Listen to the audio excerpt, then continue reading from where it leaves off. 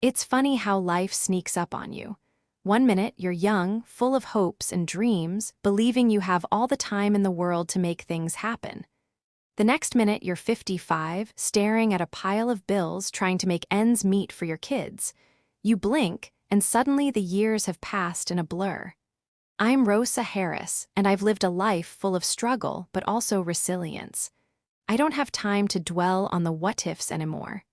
My life is here, right now. In the present, in this worn-down chair, I sit in every evening after work, rubbing my tired hands and waiting for the moment when I can get a few hours of sleep before the cycle starts again. I wasn't always this worn. Once upon a time, I was young, a hopeful woman who believed love could conquer all, that everything would fall into place eventually. That was before Martin, before Lily, before life hit me with its hardest punches. I was once a dreamer. Now, I'm a survivor. When I look back, I remember the way my life unfolded the way it was supposed to. I married young, right out of high school, thinking I knew what love was.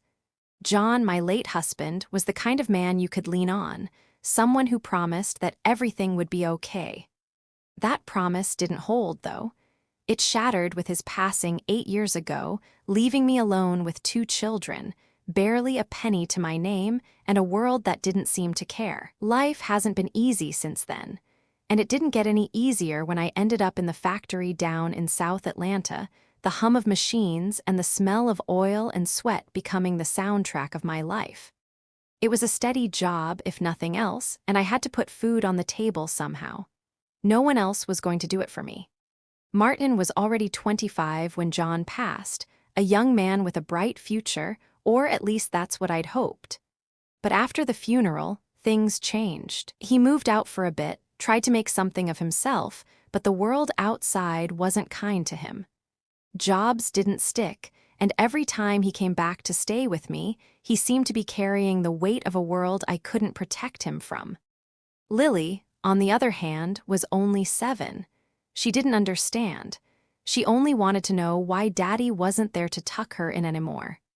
Sometimes, I wonder what my life would have been like if John hadn't died. Would I still be working the factory floor, or would we have moved somewhere nicer? Would Martin have gotten the job he always dreamed of? Would Lily have had more of a childhood, more stability?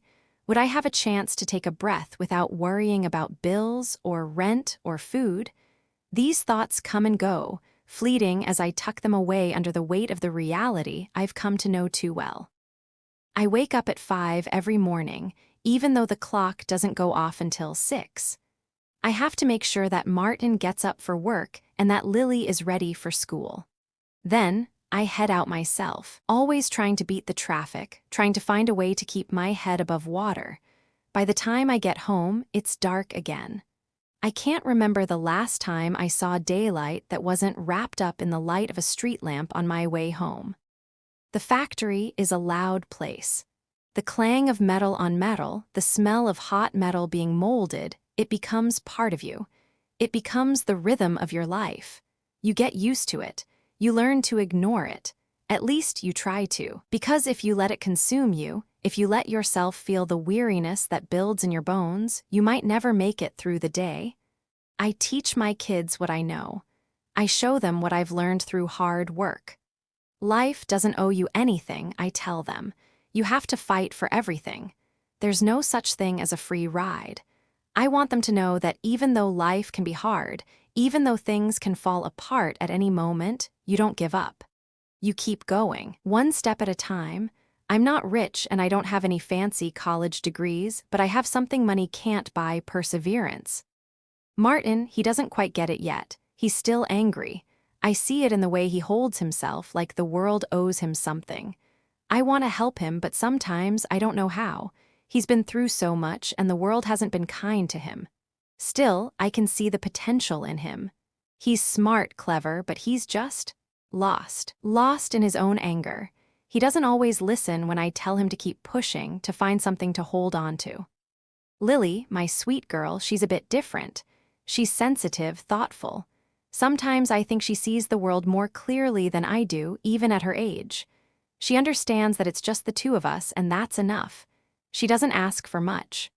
Her happiness comes in small doses: a good book, a song she likes on the radio, a weekend spent in the park. I see the way she looks at me sometimes, and I know she's trying to understand how I do it, how I keep it all together. But I don't have an answer for her. And then, one day, the unthinkable happened. It was a Wednesday. I remember because the factory had a rush order that had to go out by the end of the day. Everyone was working overtime, including me. We were all tired, but we didn't have a choice. The orders kept coming, and we had to keep up. My hands were raw from the constant handling of the metal, my back aching from bending over the assembly line. That afternoon, everything happened in a blur. The machine I was working with jammed, and when I tried to fix it, my hand got caught in one of the gears. I felt the sharp pain shoot through my wrist, but it didn't register at first. I looked down, and that's when I saw the blood. I thought I could walk it off, but the pain was unbearable. I had to leave early. The doctor's diagnosis was worse than I expected: a broken wrist and a sprained hand. They said I couldn't return to work for at least 6 weeks. 6 weeks. That's when everything changed. The income that had kept us afloat was now gone. My savings, what little I had left after bills, wasn't enough. Martin tried to help, but his job wasn't enough to cover the bills. Lily, my little girl, didn't understand. She could see the fear in my eyes, and I could see the concern in hers. She asked me every day when I'd be back at work. I couldn't answer her. That night, I stayed up late, staring at the ceiling, my mind racing. How would I make it through the next few months? How would I keep a roof over our heads? Would we lose everything? I thought about how I could make it work, how I could pull myself together, but deep down, I knew. This was the moment I had been fearing for so long, and for the first time in my life, I wasn't sure I could pull through. But there was no other option, was there? I didn't know what I was expecting when I picked up the phone that day. Maybe it was because I hadn't heard from Michael Green in weeks, or maybe it was just the exhaustion that clouded my mind, making everything feel heavier than it was. When his name flashed on the screen, I almost didn't answer it. But I did. Rosa. His voice was warm, familiar, like he hadn't just stepped into my life for a brief moment, but had always been there. How are you holding up? It wasn't the kind of question you ask lightly, not to someone who you barely know, and certainly not when you know they've been struggling. But Michael wasn't the kind of man who asked questions for small talk. He meant it. I swallowed hard, trying to push down the lump in my throat. I'm managing. It's been tough, Michael, real tough. That's why I'm calling, he said, cutting through my thoughts. I've been thinking about you, Rosa, and I want to help. I wasn't sure if I was hearing him correctly. Help, I echoed, unsure whether the words were real. How? There was a pause on the other end of the line, and for a moment I wondered if he had second thoughts. Maybe he'd realized that he didn't want to get tangled up in my mess. But then he spoke again, steady, confident. I know this is hard, but I've been following your situation. The accident at work, the bills piling up, everything. And I've got something I can offer you, something that might give you a break, a way out of this for a while. How does that sound? My heart skipped a beat, and I instinctively shook my head as if he could somehow see my reaction. I can't ask you for that, Michael. You've already done so much for me and the kids. You've helped more than I could ever repay. He laughed softly, almost like he was amused. Rosa, it's not about repayment. It's about seeing someone who deserves better than the hand life has dealt her, and wanting to give her a chance to stand up straight. I've seen too many people go under because they didn't have a lifeline. I'm offering you that. I didn't know how to respond. A lifeline? That was a word I hadn't heard in years. People didn't throw lifelines to women like me. People didn't care about the struggles of a single mother working herself to the bone, trying to keep it together for her kids. But Michael had said it, and for a split second, I let myself believe that it might actually be real. Tell me more, I said, my voice barely above a whisper. Michael took a deep breath before continuing. I've got a property in town, an old building that I'm restoring. It's a job that's perfect for someone who needs a little flexibility. You wouldn't be working in a factory anymore, Rosa. I want you to come work for me, help manage things, take on some of the smaller projects. It'll be a light schedule, and the pay will be more than enough to cover what you need. I sat in stunned silence for a moment. The idea of leaving the factory behind, of having a job that didn't destroy my body every day, was almost too good to be true. But I couldn't shake the suspicion that there was something else beneath the surface. "Why me?" I asked, my voice thick with hesitation. "Why are you offering me this? We barely know each other. You don't owe me anything." Michael's tone softened. "I've been through my own battles, Rosa. I've had my share of struggles, and I know what it's like to feel like you're stuck, like there's no way out. But sometimes you just need someone to take a chance on you. You're a fighter, I can see that, and you've got the kind of work ethic that most people would kill for. This is me doing what I can to help you get back on your feet." I wanted to believe him. God, I really did, but I wasn't naive. People didn't just help others for the sake of it, not without expecting something in return. I couldn't help but wonder what he wanted from me. Was this all just some kind of charity, or was there a price to pay somewhere down the road? But the bills were stacking up. The rent was overdue. The kids needed things, and I couldn't even buy a loaf of bread without worrying about how I'd pay for it. The thought of having some breathing room, even if just for a while, was enough to make me hesitate. It was the kind of offer I couldn't refuse, not without risking everything I'd been working for. I need to think about it," I said finally, trying to sound more certain than I felt. "This is a lot to take in." "Take your time," Michael said, "but I don't want you to wait too long. The offer's there if you need it, Rosa. No strings attached, you just have to say yes." He hung up before I could say another word. I sat there, staring at the phone in my hand, trying to make sense of what had just happened. What if this was a lifeline? What if this was my chance to finally do something different, to stop living paycheck to paycheck, to stop breaking my back for a factory that didn't care whether I lived or died? But then the fear crept in. The fear of relying on someone else. The fear of what might happen if I said yes. That night, I didn't sleep much. The weight of the decision pressed down on me like 1,000 pounds. I kept running through the options in my head, imagining what it would be like to leave the factory behind. The thought of a job that didn't destroy me physically was tempting, but there was a part of me that worried about what I'd be giving up in exchange for that relief. By morning, the decision was still there, hanging in the air like a thick fog. Martin had gone off to work early, and Lily was still asleep. I watched her for a moment, her peaceful face oblivious to the storm swirling inside me. "Mom," she murmured in her sleep, reaching out for the stuffed bear she always kept close. I smiled softly. She didn't deserve to grow up like this, always watching her mother struggle. She deserved better, and maybe, just maybe, this was the way to give her that future. I picked up the phone again, my fingers trembling slightly as I dialed Michael's number. "Michael," I said when he answered. "I'm in. I'll take the job." There was a brief pause on the other end before he spoke again, his voice warm with something that sounded almost like relief. "I'm glad to hear it, Rosa. You won't regret it. I'll have my assistant send over the details. We'll get you started right away." For the first time in what felt like forever, I allowed myself to feel a tiny spark of hope. It wasn't much, but it was enough to keep going. The storm wasn't over yet, but maybe, just maybe, I was finally starting to see the light. The first day I walked into Michael's office, I had no idea what to expect.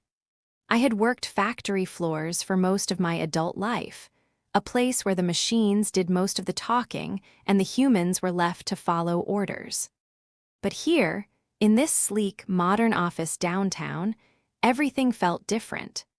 The air smelled cleaner, almost antiseptic, and the walls were lined with large windows that allowed the sun to pour in like liquid gold. I felt like I was stepping into a world that didn't belong to me, a world where people in crisp suits discussed numbers and ideas that were far beyond my reach. I tried not to show it. I reminded myself that this was my chance. I had to prove that I belonged. Michael was waiting for me when I arrived. He greeted me with a smile that was warm, genuine, but there was something else in his eyes, something I couldn't quite place. Maybe it was just my nerves, or maybe, just maybe, it was the way he seemed to study me a little too closely. "Rosa," he said, offering a handshake. "I'm glad you decided to come on board. We've got a lot of work to do, but I think you'll do great." I smiled, though my stomach fluttered with uncertainty. "I'm ready." He led me into the heart of the office. The atmosphere was polished, the staff courteous but distant, moving like well-oiled machines. I felt like an outsider, someone who didn't quite fit, but I kept my head down and my focus sharp. They didn't need to know I was already imagining myself back in my old life, working in that noisy, dark factory, surrounded by the smells of grease and sweat. But even as I walked through the glass doors of that shiny new world, the one thing I couldn't leave behind was the nagging feeling in my gut. Something didn't sit right with me. It wasn't just the unfamiliarity of the place or the pressure of having to prove myself. It was Michael. There was something in the way he watched me, like he was waiting for something or perhaps hoping for something. The first week passed without incident, the job more manageable than I had anticipated. I wasn't stuck on a production line anymore, working hours that stretched until my body gave out. Here, I had more control, a desk, a chair, and a computer. The work wasn't easy, but it was less physical. And for the first time in a long while, I felt like I was being treated with a kind of respect I wasn't used to. It was strange, almost disorienting. But I didn't have the luxury of questioning it. I had bills to pay, mouths to feed, and a son who needed me to get my act together. Martin, on the other hand, was not as convinced as I was that this new job was a good thing. Every time I mentioned Michael's name, his expression hardened. He was skeptical, suspicious. At first, I thought it was just his protective instinct kicking in after all. I was still his mother, and he had seen enough of life's disappointments to be cautious. But as the days went by, I began to sense that it was more than just concern. Martin was angry. He didn't trust Michael, and he didn't trust me for working for him. "You don't have to do this, Mom," he said one evening, his voice sharp. "I know you're trying to make things better, but you can't keep relying on him. We're doing fine on our own. We'll figure it out." I could see the worry in his eyes, but his words cut deeper than I wanted to admit. I didn't want to rely on anyone, least of all a man who, despite his promises, was still a stranger to me. But what choice did I have? The bills were stacking up, and Michael's offer was my only real shot at something better. "I'm not relying on him, Martin," I said, trying to keep my voice steady. "This is just temporary. I'm doing what I have to do to get us through this. Don't you understand? I'm doing this for you, for Lily." But he wasn't listening. "I don't need you to do this for me," he snapped. "You don't have to sacrifice yourself like this. You don't have to keep jumping through hoops for people who don't care about you." I wanted to say so much more, but the words got stuck in my throat. How could I explain to him that I wasn't doing this for Michael, that I wasn't doing it for him, either, or for Lily, but for myself? That maybe, just maybe, I was finally taking a chance on something that might allow me to breathe again. But Martin didn't understand. Not yet, anyway. The tension between us grew over the next few days. Every time I came home from work, it was like I was walking into a battlefield. He would barely speak to me, his face a mask of frustration and distrust. Lily, on the other hand, seemed unfazed. She was still happy to see me, still grateful for everything I was doing, even if she didn't understand the weight of it all. I knew she looked up to me, and that was the only thing keeping me from completely unraveling. One evening, after a particularly long day, I came home to find Martin waiting for me in the living room. He was sitting on the couch, his arms crossed tightly over his chest. "Mom, I need to talk to you," he said, his voice low and serious. I sat down beside him, my heart already racing. I knew what was coming. "You've got to stop doing this," he said, his eyes locking with mine. "This whole thing with Michael, it's not healthy. He's just using you, and I can't stand watching you get pulled into his world. He's a rich guy, and we're just people. Don't you get that?"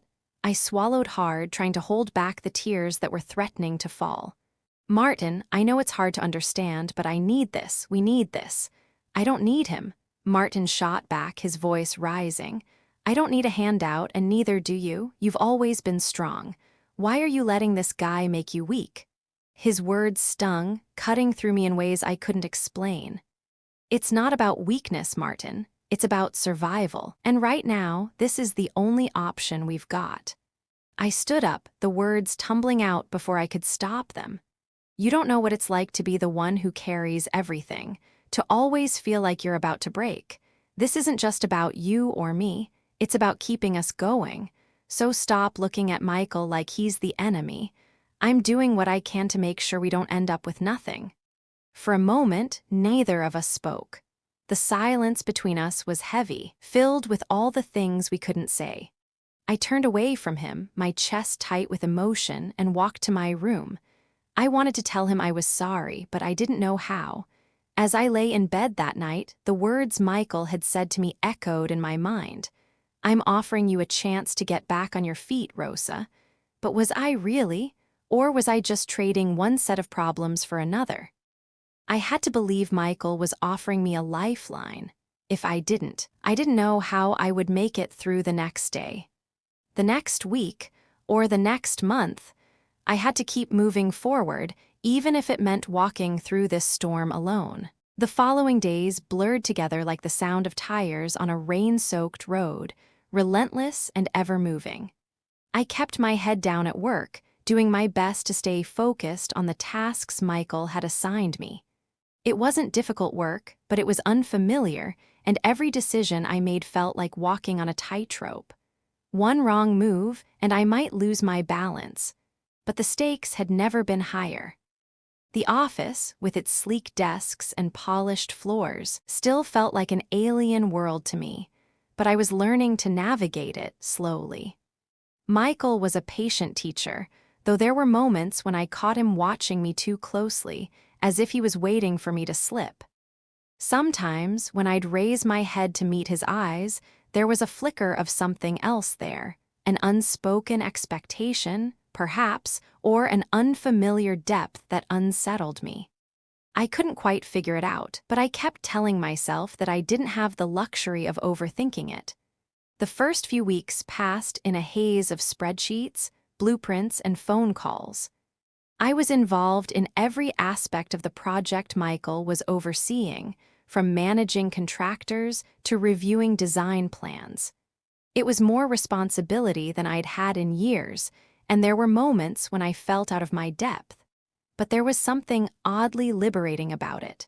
For the first time in a long while, I wasn't just surviving, I was doing something, creating something. Still, no matter how well things were going at work, the weight of the tension at home was always there, just beneath the surface, gnawing at me. Martin was getting worse. He had always been a little distant after John's passing, retreating into himself whenever things got tough. But now, it felt like the distance between us was growing by the day. His eyes were hard, his words sharper, as if everything I was doing was somehow an affront to him. Every time I came home late or mentioned Michael, he would turn cold, as if my success at work was a betrayal. "Mom, I don't get why you're spending all your time there," he said one evening, his voice thick with frustration. "You used to be here for me. You used to care. Now you're always at that office, always with him." His words cut deeper than I wanted to admit, but I didn't let him see it. "I'm doing this because I care, Martin. You think this is easy for me? This isn't about me, it's about making sure we have a future." He didn't look at me. He just stared at the floor, his jaw clenched in anger. "You don't have to do it alone, Mom. I'm not a kid anymore. I can take care of myself." I knew he meant well, but his words felt like a knife. I wanted to believe that everything would settle down, that the space between us would shrink, but I knew in my gut that it wasn't going to be that easy. At work, I threw myself into the job even more, hoping that somehow the distractions would help ease the ache inside me. But the nights were the hardest. When the office was empty and the quiet of the apartment wrapped around me like a heavy blanket, the loneliness crept in. It was Michael who seemed to notice the change in me first. He'd always been perceptive, that much I had come to understand. One afternoon, as I was organizing some documents at my desk, I felt his presence behind me. He didn't say anything at first, just stood there for a moment, watching me work. "Rosa," he said, his voice soft. "You're doing a great job here. You know that, right?" I looked up at him, unsure of where he was going with this. "I'm just trying to keep up," I said, trying to sound casual. He leaned against the doorframe, his arms crossed. "No, really, you're good at this. You have a natural talent for organization, for managing chaos. It's something I'm impressed by." I could feel my cheeks flush. No one had ever said anything like that to me before. "Thanks," I muttered, unsure of what to say. There was a long pause before Michael spoke again, his voice quieter this time. "But you're not just doing this for the job, are you? There's something else going on." I froze, the words catching in my throat. For a second, I wanted to tell him everything, how the weight of Martin's anger was eating at me, how Lily was becoming more distant, how I wasn't sure if I was even holding my own life together anymore. But I didn't. I couldn't. Instead, I just shrugged. "It's been hard, that's all." He didn't press further. He just nodded, as if he understood more than I wanted him to. "I get it, but don't forget, you don't have to do it all by yourself." I didn't respond. I couldn't. There was a part of me that wanted to lean on him, to tell him how much I needed someone to share this burden with. But that part of me was buried deep, tangled in the shame of needing help. Michael left the office that evening without saying another word. But the weight of his offer, the idea that I didn't have to do this alone, stayed with me long after he was gone. That night, as I sat at the kitchen table, looking over bills and trying to figure out how to stretch my paycheck for the next week, Martin walked in, looking more angry than I had ever seen him. "What happened to us, Mom?" he demanded, his voice shaking with emotion. "You used to be the one I could count on. You used to be here. Now you're gone all the time, working for him. What does he want from you, huh?" I set down the bill I was looking at and stood up. "Martin, stop, this has nothing to do with him. It's about us surviving. We have to make this work, don't you see that?" He looked at me for a moment, the anger in his eyes slowly giving way to something softer, something like fear. "But you don't have to do it like this, Mom. You don't have to give everything away." I took a deep breath, my hands trembling as I reached out to him. "I'm doing this because I love you, Martin. I'm doing this because I want you to have a future. Don't you understand that?" For a moment, neither of us said anything. The air between us was thick, heavy with words we both needed to say but didn't know how to. Then, slowly, Martin walked toward me, and for the first time in what felt like forever, he wrapped his arms around me. "I'm sorry, Mom," he whispered. "I just don't want to lose you." And for the first time in a long time, I didn't feel so alone. The days began to feel like a slow, constant rhythm, like the ticking of a clock that never paused. In the mornings, I would wake early, make breakfast for Lily, and then rush to get myself ready. Every day at Michael's office was a blur of meetings and numbers, but even in the rush, something inside me kept waiting for the other shoe to drop. Martin's anger, his resentment, still lingered in the air at home, like a heavy fog that refused to lift. Lily, thankfully, seemed more at ease, but I couldn't ignore the underlying tension.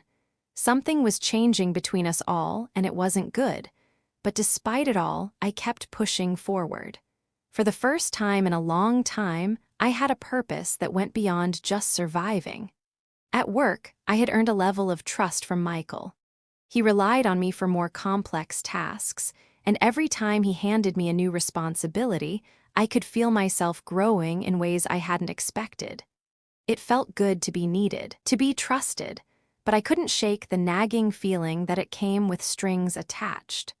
One evening, after a long day at the office, I came home to find Martin sitting at the kitchen table. He was hunched over his phone, his face illuminated by the soft glow of the screen.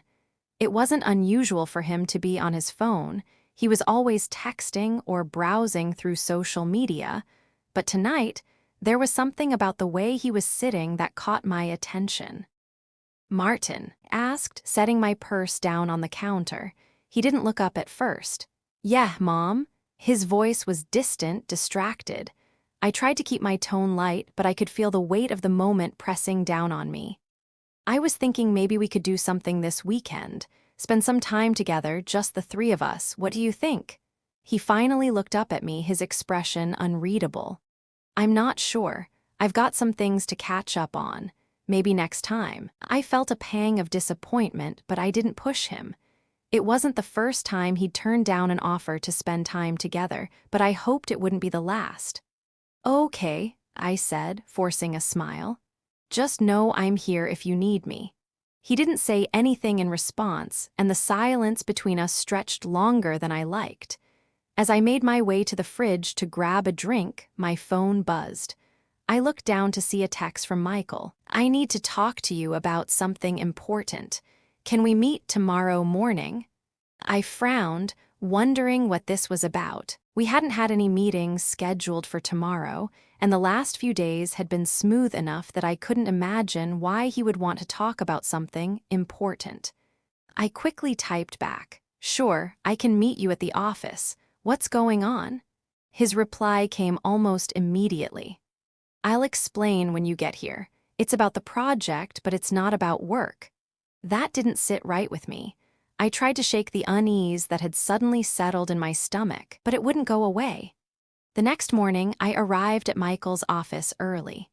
The city was still waking up, the streets quieter than usual as the early commuters made their way to work.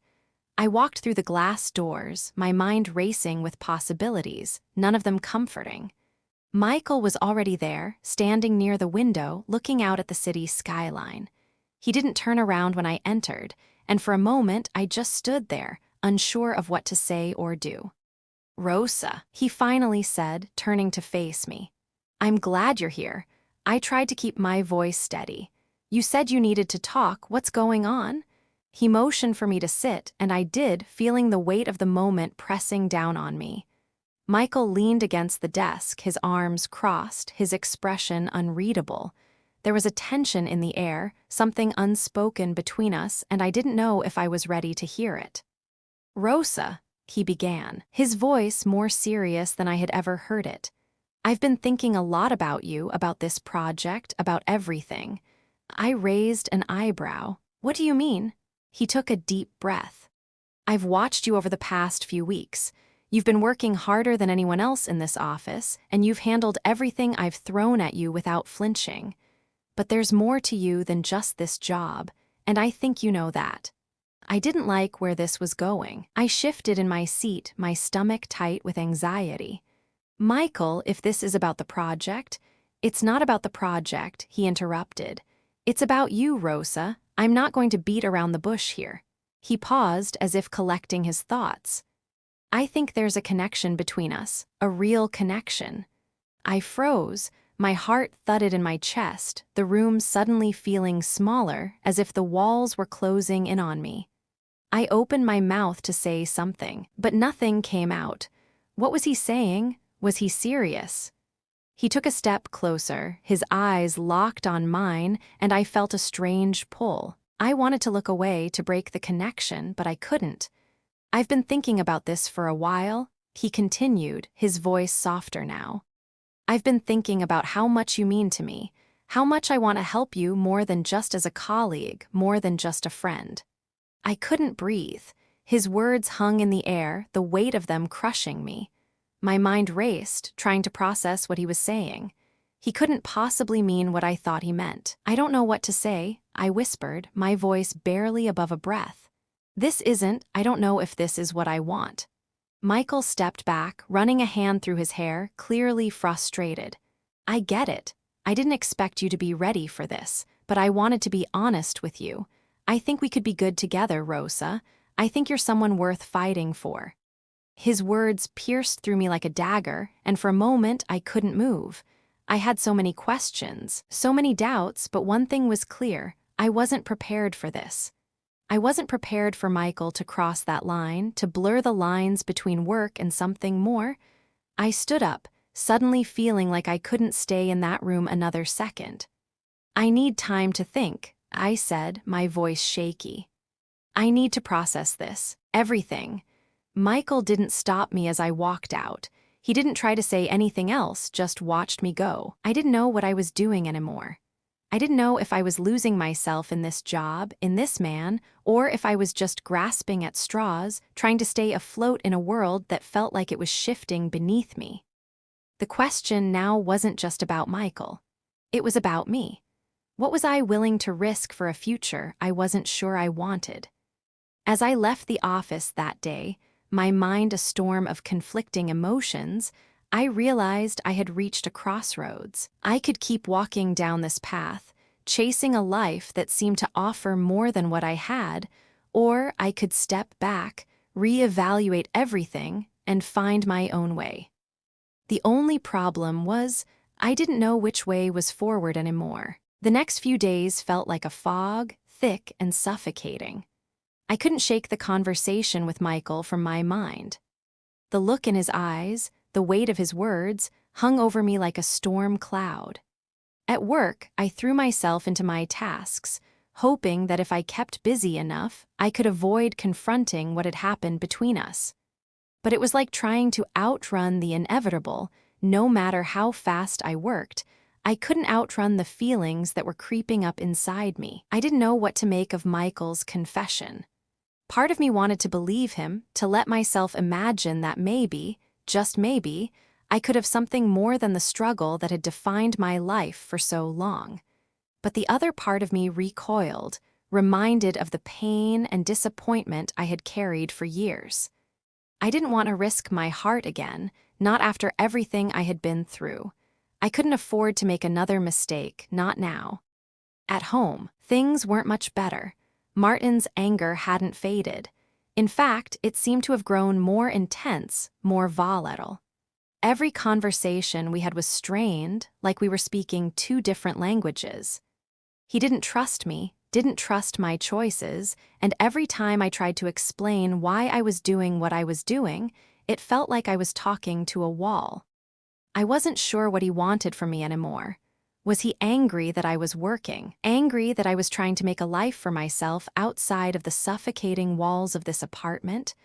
Or was he just angry that I was trying to make something better for him, for Lily, and for myself?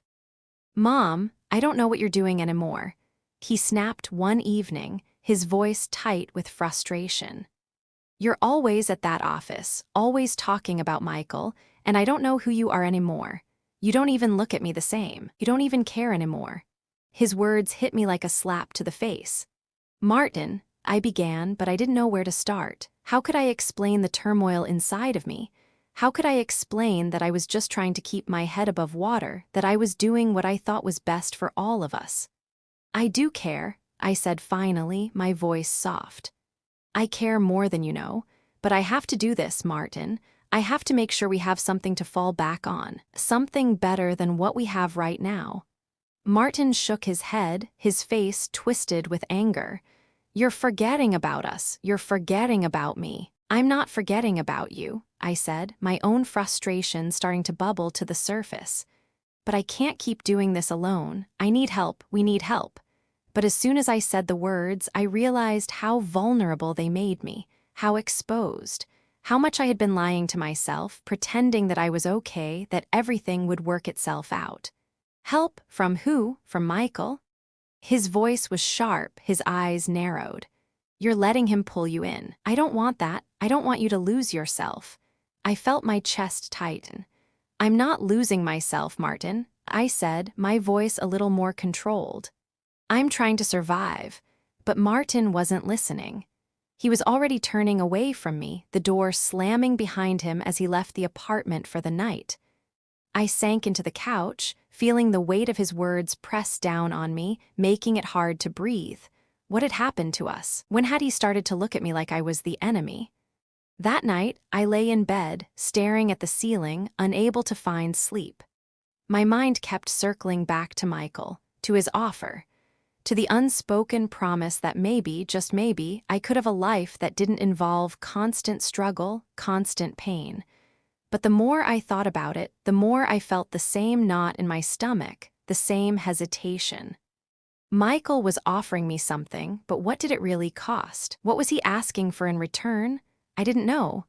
The following morning, I went to work, my mind still spinning. When I walked into the office, Michael was waiting for me. He looked up from his desk and smiled, but I could see the tension in his face. He must have sensed that something had changed between us, that I was pulling away unsure. "Rosa," he said, standing up as I entered. "We need to talk." I nodded, my throat dry. I know. I followed him to the conference room, the walls of the office feeling too close, too suffocating. As we sat down, Michael looked at me, his eyes searching mine. He wasn't going to let this go. Whatever he had in mind, he wasn't going to let me leave without talking about it. "Listen," he began, his voice softer than usual. "I know I've been forward with you, maybe too forward, but I need you to know that I'm not doing this because I'm trying to manipulate you. I'm doing this because I care about you. I've seen you fight, Rosa. I've seen you work harder than anyone else, and I respect that." I took a deep breath, my hands gripping the edge of the table. "I don't know if I can trust you, Michael. I don't know if I can trust myself. I've spent my whole life fighting, and now you want me to, what? Let you in?" Michael leaned forward, his expression serious. "I don't want you to let me in because I asked. I want you to trust me because I've been where you are. I've fought my own battles, and I know what it's like to feel like you're drowning. But you don't have to do it alone. You don't have to carry everything on your own shoulders anymore." I looked at him, feeling the weight of his words. The sincerity in his voice was there, but so was the suspicion. Was I really ready to open up? Was I ready to let someone into my life in a way that could change everything? "I don't know if I can, Michael," I said quietly. "I've been alone for so long. I'm scared of what happens if I let someone in and they let me down. I'm scared of what happens if I trust the wrong person." He reached across the table, his hand hovering just above mine, but he didn't touch me. "I'm not asking you to give up everything, Rosa. I'm just asking for a chance. A chance to show you that there's more to life than just surviving." For a moment, I didn't know what to say. My heart was racing, my mind a whirlwind of emotions, but I couldn't deny that there was a part of me that wanted to believe him, wanted to believe that there was something more than this endless fight. "I need time," I said, my voice barely above a whisper. "I need time to think." Michael nodded, his expression softening. "Take all the time you need, Rosa, but know this, I'm not going anywhere." I left the office that day with more questions than answers. And as the day turned into night, I couldn't shake the feeling that I was standing at the edge of something big, something that could change everything. But whether that change was for the better, I still couldn't say. The weekend passed in a haze of uncertainty. I spent most of it in a restless limbo, unable to shake the conversation with Michael from my mind. It felt like every corner of my life was closing in, and yet the more I tried to step back, the more I felt a pull toward something I wasn't sure I could handle. Martin was still distant, his anger simmering just beneath the surface. He was rarely home, spending hours out with friends, probably trying to escape the tension that had taken root in our home. Lily, on the other hand, had become more quiet, more introspective. She seemed to sense that something was wrong but didn't know how to address it. I couldn't blame her. I didn't know how to fix it either. I could feel the weight of my decision pressing down on me, thickening the air around me like smoke. What was I supposed to do? What was I willing to risk? By Monday morning, I had reached a decision, or at least I thought I had. I didn't want to spend my life treading water, constantly battling to stay afloat while all around me, people moved forward. The question was never about Michael. Not really, it was about me. Could I trust myself to make a choice that would lead to something better, or was I doomed to repeat the mistakes of my past? I arrived at the office with a new resolve, my steps a little more measured, a little more certain. The moment I walked in, Michael looked up from his desk, his eyes searching mine. He had that same look he always had, like he was waiting for something, an answer, maybe, or a sign that things were about to change. "Rosa," he said, standing up as I walked into his office. "I'm glad you're here." I nodded, trying to keep my expression neutral. "We need to talk," I said, my voice steadier than I felt. Michael gestured for me to sit, and I did, feeling the weight of the moment settle between us like an unspoken question. He didn't say anything at first, just waited, his gaze fixed on me. "About what you said the other day," I began, the words coming out slower than I intended.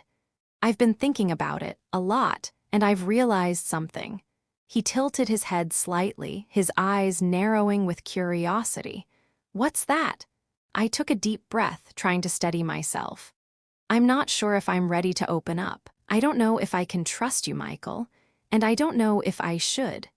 My whole life has been about survival, about keeping everything together no matter what, and I don't know if I'm ready to let go of that."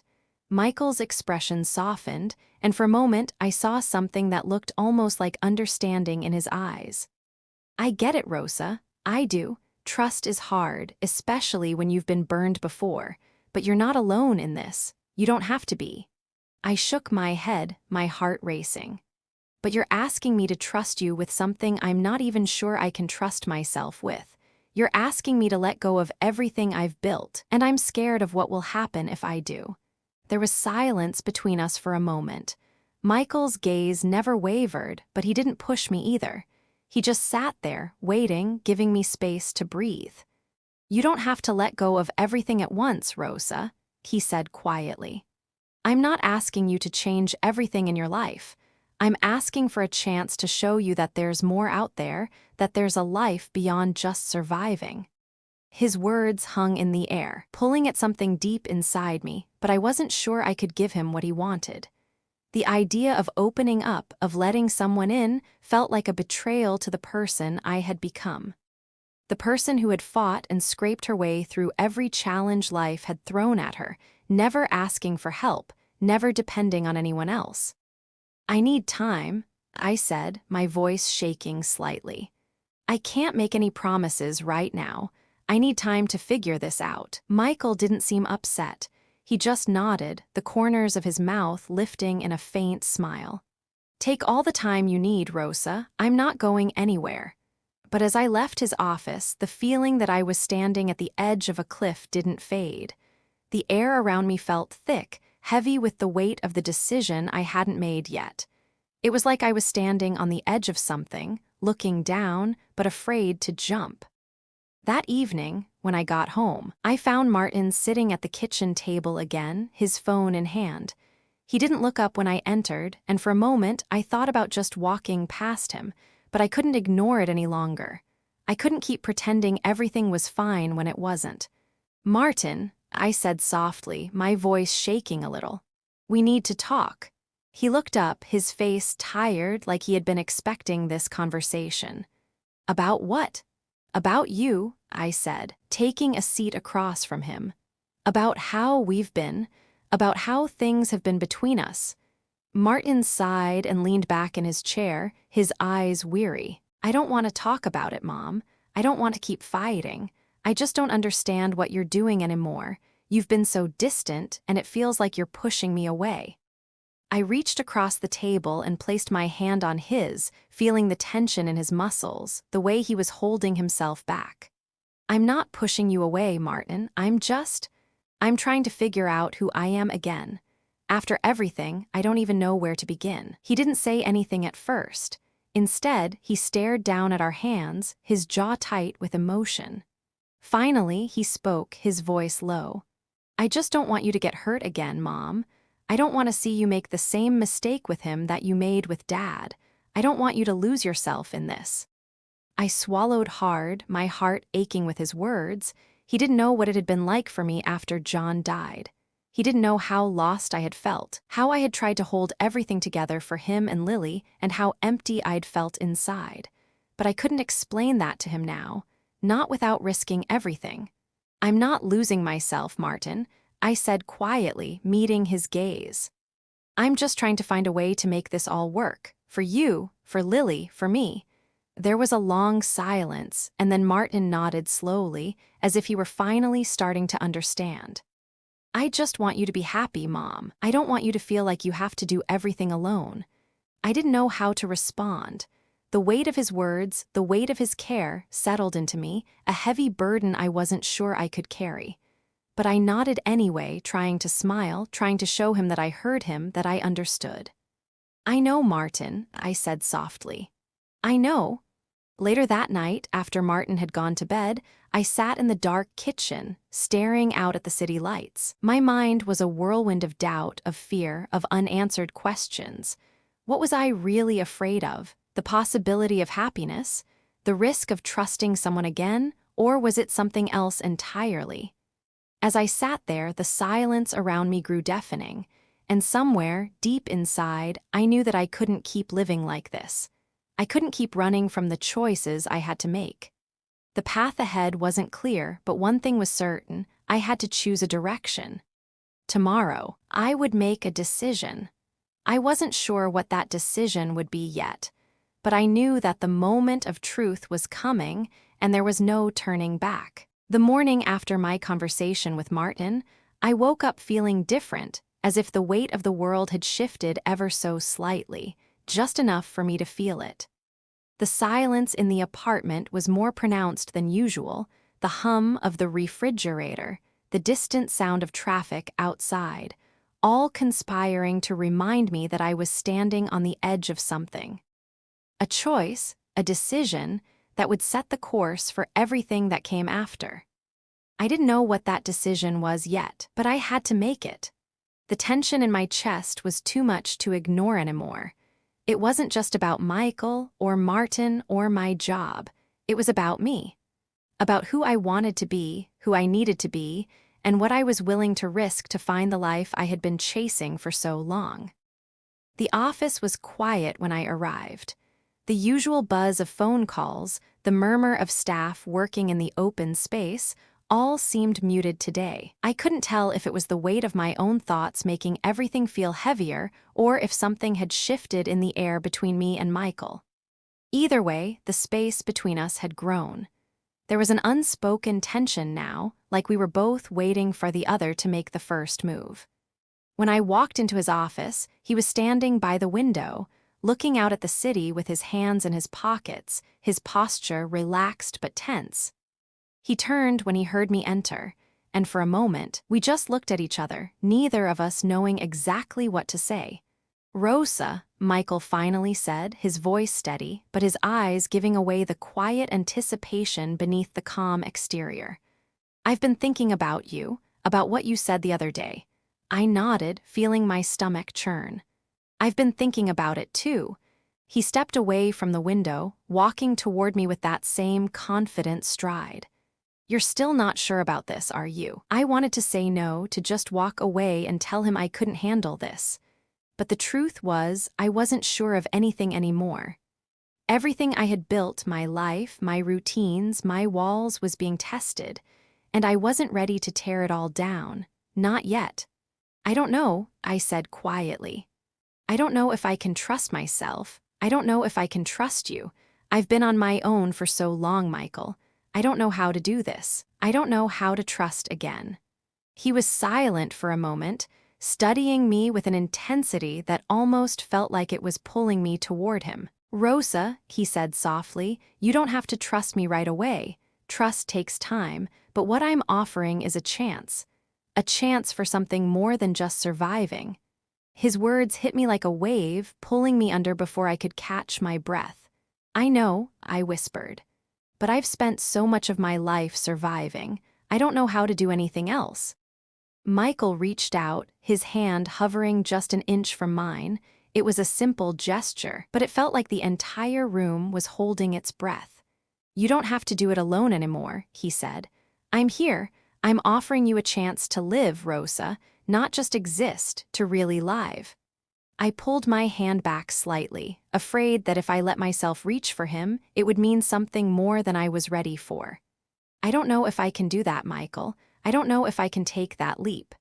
He smiled then, a soft, understanding smile. You don't have to make that leap today. Just let yourself take a step. One step forward, that's all I'm asking. The words hung in the air between us, heavy and uncertain. For the first time in a long time, I felt like there was a choice in front of me that wasn't about survival. It was about possibility. It was about letting go of the fear that had kept me trapped for so long. I'll think about it, I said, my voice quiet but firm. I'll think about it, Michael, but I need time. He didn't argue, he didn't push. He just nodded as if he understood. Take all the time you need, Rosa, but know this, I'm not going anywhere. I walked out of his office feeling like the ground beneath me was shifting. There was no clarity, no answer waiting for me, but the weight of the choice felt different now. It wasn't just about what I feared. It was about what I wanted. And that was something I hadn't allowed myself to think about in years. At home that evening, the air between Martin and me was still thick with unspoken words. He was home early, sitting on the couch with his eyes glued to his phone, and I couldn't help but feel like we were on opposite sides of a vast divide. Martin, I said, my voice tentative, unsure of how to bridge the gap between us. We need to talk. He didn't look up, but I could feel him stiffen at the sound of my voice. About what? I sat down beside him, taking a deep breath before speaking. About everything. About how things have been. About what I'm doing. About how I'm trying to fix things, but I don't know if I'm doing it right. He finally glanced up at me, his eyes tired, frustrated. Mom, I don't know what you want from me. You're working all the time, you're always gone, and now it's like you're different, like you're not even here anymore. My heart ached at his words. I could see the pain in his eyes, the fear that I was slipping away from him, and it made everything inside of me twist. I'm here, Martin. I'm trying. But I'm also trying to figure out what I need too. I can't keep giving everything to everyone else and forget about myself. I don't know how to do that. I don't know how to balance it all. He looked at me for a long moment before sighing, rubbing his hands over his face. I just don't want to lose you, Mom. I don't want to be the one left behind while you go off and live your life. I need you here. We need you. The lump in my throat was thick, and I could feel tears pricking at the corners of my eyes. I'm not going anywhere, Martin, I whispered. I'm still here. I'm always going to be here, but I need to figure out how to do this. How to be here for you, for Lily, for me. For a moment, he didn't respond, just sat there, his expression softening. Finally, he nodded. I get it. I don't want you to forget about us. I won't, I promised, my voice trembling. I won't forget about you. But I need to take a step too. I need to figure out what that looks like. The silence between us was different now, less heavy, more open. For the first time in weeks, I felt like we were actually talking, really talking. It wasn't perfect. It wasn't easy, but it was a start. As I lay in bed that night, I thought about Michael's words, about the chance he was offering. About the life I had spent so many years fighting for, a life that was beginning to feel like it was passing me by. The decision loomed over me, bigger than anything I had ever faced before. But for the first time in a long time, I didn't feel as afraid to make it. I wasn't just surviving anymore. Maybe it was time to start living. The days that followed felt like walking through a fog, every step uncertain, yet necessary. It was as though I had one foot planted firmly in my old life and the other hesitantly inching toward something new, something I hadn't allowed myself to imagine in a long time. A life where I wasn't constantly on the brink of exhaustion, where I wasn't just putting one foot in front of the other to survive. I kept coming back to Michael's offer, playing it over and over in my mind. He had given me the space to decide, no pressure, no rush. He was asking for something, yes, a chance, but I didn't know what that would mean for me. I didn't know what it meant for my relationship with Martin or what it would cost me in the long run. By the time I walked into the office that Monday morning, I had made my decision. I didn't know if it was the right one. Hell, I didn't even know what right was anymore. But I was tired of waiting for the perfect moment, for the perfect answer. I had spent too many years waiting. Now it was time to take control. I found Michael in the conference room, standing by the window, the early light casting long shadows across the floor. He was looking out at the city, the same way he had the first time we spoke, as if searching for something, or maybe just gathering his thoughts. I knocked softly on the door before entering, and he turned to face me with a smile that didn't quite reach his eyes. He could probably sense the weight of the decision I was about to make. "Rosa," he said, his voice warm like he was expecting me. "You're here. I was starting to think you might not come in today." I didn't smile back, though I wanted to. Instead, I stepped closer, my heartbeat picking up with each step. "I've thought about everything you said," I began, my voice steady but soft. "And I've decided I'm ready to take that step." Michael's eyes softened as he nodded, as if he had known what I was going to say all along, but there was no sense of triumph in his expression. He didn't gloat. He just looked patient, like he had been waiting for me to see it for myself. "You sure about this?" he asked, his tone almost casual, though I could hear the underlying seriousness. I nodded, inhaling deeply, gathering the courage to speak the truth. "Yes, I've been holding onto this idea of survival for so long, Michael, but I'm tired of just surviving. I want to live. I want something more, and I'm ready to try." He didn't say anything for a moment, just looked at me as if measuring my sincerity. Then, without missing a beat, he stepped toward me, offering his hand. "Then let's take that step together." I hesitated for just a fraction of a second before I reached out, shaking his hand, feeling the warmth of his touch, the steady assurance in his grip. It was a simple gesture, but it meant more than I could explain. "I'm not asking for more than you're ready to give," he said softly, his voice steady. "Just trust me, Rosa. Trust that you don't have to carry everything alone. We can build something together, but it starts with you believing that you deserve it." I swallowed hard, the words hitting deep. I had been carrying so much for so long that the idea of putting it down, of trusting someone with even a small part of it, felt both terrifying and liberating. But I had made my choice, and now I had to live with it. "I do want to believe that," I whispered, the words catching in my throat, "but I'm still scared." "Good," he replied with a smile, not dismissing my fear but acknowledging it. "Fear means you're doing something worth doing. Now let's take the first step."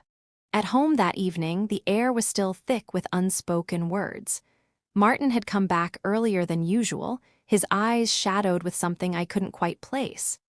I knew that whatever was going on in his head, whatever battle he was fighting, had to do with me. With us, he didn't look up when I walked in, but I could feel the tension in his shoulders, the weight of something unsaid hanging in the space between us. "Martin," I said, my voice quieter than I intended, "we need to talk." He didn't respond at first, but then he looked up, his eyes tired, guarded. "About what, Mom?" "About everything," I said, trying to gather my thoughts. "I've been thinking a lot about what you said the other day, about how you're worried I'm changing, that I'm not here anymore." "I didn't mean it like that," he said quickly, his tone defensive. I just don't want you to lose yourself. I don't want to lose you." I sat down next to him, letting the silence stretch for a moment before speaking again. "I know, Martin, I know, and I want you to know that I'm not going anywhere. I'm still here. I'm still your mom. But I'm also trying to figure out how to live, how to be more than just someone who survives.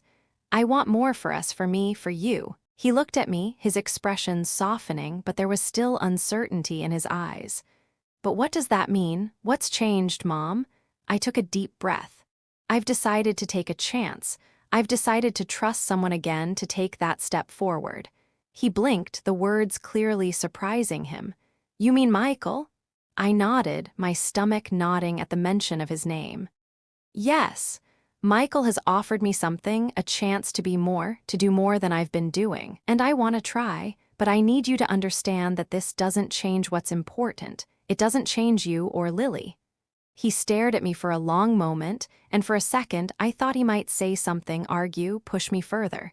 But then he just shook his head, a weary smile crossing his face. I don't get it, Mom, but I guess I'm glad you're trying. I reached out to touch his arm, grateful for the small concession.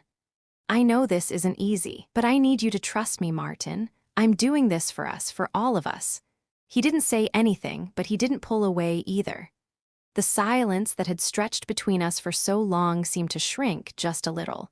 It wasn't everything, but it was a start. Later that night, as I lay in bed, the quiet of the apartment wrapping around me like a blanket, I felt something I hadn't felt in a long time: hope. It wasn't a loud, overpowering emotion, but it was there, nestled deep inside me, taking root. For the first time in a long time, I felt like I was no longer just existing. I was moving toward something, a future, a life that wasn't defined by fear and struggle. Tomorrow, I would walk back into the office. I would take another step with Michael, and maybe that step would be small, maybe it would be messy. But it would be mine. It would be my choice. And for the first time in a long time, I felt like I could finally begin living. The next morning, I woke up with the sense that something had changed, though I couldn't quite put my finger on it. It wasn't just the decision I had made to take a step forward with Michael, nor was it the conversation with Martin the night before. It was something deeper, something more profound, like I was standing at the beginning of something, but I had yet to see what it would truly look like. The apartment was quiet, Lily still asleep, and Martin, for once, didn't seem to be rushing out the door. I had time to breathe before everything started again. The smell of coffee filled the room, and I took a deep breath, letting the moment linger before the chaos of the day began. I couldn't help but replay the conversation I'd had with Michael. The words he'd said, the way he had been so calm and assured, gave me a strange sense of peace, despite the uncertainty that still clung to me. I kept telling myself that I could handle this, that I could take on what was being asked of me, to trust, to live, to move beyond just surviving. But trust had always been a double-edged sword for me. After everything that had happened in my life, it was hard to imagine giving that away again, even in small pieces. And yet, Michael wasn't asking me to leap into the unknown. He was asking me to take one step, one chance at a time. That was something I could do. The office was quiet when I arrived, just like it had been the day before, but today felt different. Today felt like the first real day of this new chapter, and I couldn't help but notice the subtle changes in myself. There was a clarity to my movements, an intentionality that had been missing before. I wasn't rushing through life anymore. I was living it. Michael was already in his office when I got there, and this time, when I walked in, he didn't stand up. He just looked at me with a kind of quiet expectation, his gaze steady and open. "You ready?" he asked simply, the question carrying more weight than I anticipated. I nodded, forcing my hands not to shake. "I'm ready." "Good," he said with a slight smile, that same patient understanding in his eyes. "Let's get started then." We spent the next few hours diving into the details of the project. Michael walked me through everything, step by step. It was overwhelming at first, but as we worked through the plans and spreadsheets together, I began to feel a sense of purpose I hadn't felt in ages. This wasn't just a job. This wasn't just about surviving. It was about building something solid, something meaningful. And for the first time, I didn't feel alone in it. Later that afternoon, as I was wrapping up a meeting with a contractor, I felt my phone buzz in my pocket. It was a text from Martin. "Mom, can we talk tonight?" The words were simple enough, but they carried a weight with them that made my stomach tighten. I hadn't heard from him much today, and I knew that after our conversation last night, he probably had more on his mind than he was willing to share just yet. I replied quickly, "Of course. I'll be home by 7. For a moment, I stared at the phone screen, wondering what he wanted to say. What more could he be thinking? After everything, after all the frustration and confusion between us, had I really made any progress? Or was I just fooling myself into thinking things were better? That evening, when I arrived home, Martin was already sitting at the kitchen table, a plate of uneaten food in front of him. His face was unreadable, but I could tell something was brewing inside him. I walked over and set my bag down before taking a seat across from him. "Hey," I said softly, trying to break the ice. "What's on your mind?" He didn't immediately answer. Instead, he stared down at the table for a long moment before meeting my eyes. "I've been thinking," he said slowly, "about what you said the other night, about you, trusting Michael, and I think I've been wrong." I raised an eyebrow, unsure of where this was going. "Wrong about what?" "About how I've been acting," he said, looking guilty. "I've been so angry at you, and I didn't understand why you were doing what you were doing. But now I see it. You're just trying to live, right? You're trying to make something more of your life. I get that now." I felt my heart tighten at his words, a weight lifting off me that I hadn't realized had been there. "I'm trying, Martin. I know I've been distant, and I know it's been hard, but I'm doing the best I can. I'm trying to be more than just the person who keeps things together. I'm trying to build something for us, for all of us." He nodded, his eyes softer now, but still tinged with that unspoken frustration. "I just didn't want you to forget about me, or about us." "I haven't forgotten you," I said quietly, reaching across the table to take his hand. "But I need you to understand, I need to be me too. I can't keep sacrificing myself, Martin. I need to trust that I can have something more than just survival." He didn't pull away. Instead, he squeezed my hand, a small gesture that meant more than I could explain. "I don't want to hold you back, Mom. I guess I was scared. Scared that you'd leave me behind." I smiled, feeling the weight of the past few days lift just a little. "I'm not going anywhere, but we have to do this together. I can't do it all alone, and neither can you." He nodded, the tension easing from his shoulders. "I know. I'm sorry for everything, Mom." "It's okay," I said, my voice steady. "We'll figure this out together." As the evening wore on, I sat with Martin and Lily, the three of us eating dinner together. It wasn't perfect. There were still so many things left unsaid, so many emotions between us that we hadn't fully addressed. But for the first time in a long time, I felt like we were starting to rebuild. Slowly, but we were rebuilding. The day ended with a sense of quiet contentment, and as I lay in bed that night, I felt the weight of the choices I had made, the trust I was learning to give, the steps I was taking toward something better. I wasn't sure what would come next, but I knew one thing for certain: I wasn't alone anymore. And for the first time in years, I was ready to see what came after the leap, ready to see what a life lived, truly lived, could feel like. The following weeks unfolded like pages in a book I had only just begun to write. There were no grand, sweeping changes, no overnight transformations, but there were small moments that added up. Moments that told me I was moving in the right direction, that I was finally living, not just surviving. At work, Michael continued to guide me, but with less of a teacher-student dynamic and more like two partners working toward the same goal.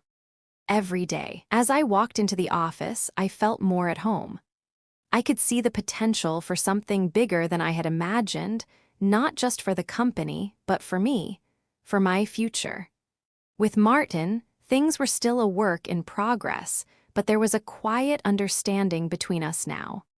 He had come to terms with my decision to trust Michael, and although we still had our moments of tension, there was a shift in how we communicated. No longer were we two strangers living in the same house, silently navigating the complexities of grief and resentment. We were finding our way back to each other, one conversation at a time. Lily, too, seemed lighter. Her quiet nature had always been a comfort, but now there was something else, a quiet confidence in her that hadn't been there before. It was like she could finally see me not just as a mother, but as a woman who was still figuring out her own life, someone who was strong enough to make hard decisions. I could see her growing in more ways than one, and that was the greatest gift of all. And in the evenings, when I'd come home from work, the house no longer felt like a place of tension. It felt like a home, the one I had always longed for. There were still bills to pay, still moments of doubt, but I was learning to embrace those as part of the journey, not as obstacles standing in my way. The hardest part of this whole transformation had been learning to let go, not of people, not of my responsibilities, but of the fear that had bound me for so long. The fear of failing, the fear of opening my heart, the fear of not being enough. Every day I had to remind myself that I was enough, that the choices I made were mine to own, and that I didn't have to prove myself to anyone. I was already doing my best, and that was enough. One night, as I sat in the kitchen, at the soft hum of the refrigerator, my only company, I looked out the window, seeing the city lights flicker beneath the stars. It had been a long road to get here, and I knew the journey wasn't over. But for the first time in a long while, I felt at peace. I felt like I had finally made it to a place where I could breathe, really breathe. The future was still uncertain, but it was no longer a future I feared. I could face whatever came next with a heart that had learned to trust again. As the days turned into weeks, the changes in my life, both big and small, became clearer. My relationship with Martin, though still complicated, had taken a turn for the better. We had moments of real connection now, and I could see the pride in his eyes when he looked at me. It wasn't the kind of pride that came from expectations. It was the pride of seeing someone grow, evolve, and find their way. Lily and I were more than mother and daughter now. We were allies in this world, navigating it together. I could see her blossoming into a young woman who would one day find her own way in the world, just as I had. I hoped that, when the time came, she would remember the lessons I had tried to teach her, that it was okay to be afraid, but it was also okay to take the leap. And as for Michael, well, he had become a part of my life in ways I hadn't imagined. Not just a mentor or a colleague, but someone who had been there when I needed him, when I was ready to trust again. He never pushed me, never demanded anything I wasn't ready to give. He understood that my journey was my own, and that I had to walk it at my own pace. In the end, it wasn't the grand gestures that changed everything. It was the small moments, the quiet conversations, the understanding, the trust that grew between me and the people I cared about. It was the realization that I had been stronger than I had ever known, and that the future, no matter how uncertain, was still mine to shape. To all of you who have followed my story, I want to take a moment to express my heartfelt gratitude. Your support, your attention, and your care have meant more than I could ever put into words. Life is a series of ups and downs, and as I've learned, it's not about avoiding the hardships, but about how we navigate through them. I want to thank you for being a part of this journey with me. Your kindness has been a reminder that we are never truly alone, no matter how isolated we may feel at times. I wish you all strength, peace, and love in your own journeys. May you find the courage to trust in yourselves, to embrace the changes that come, and to always remember that even in the darkest moments, there is hope. May your families be happy, healthy, and full of love. Thank you for walking with me through this story.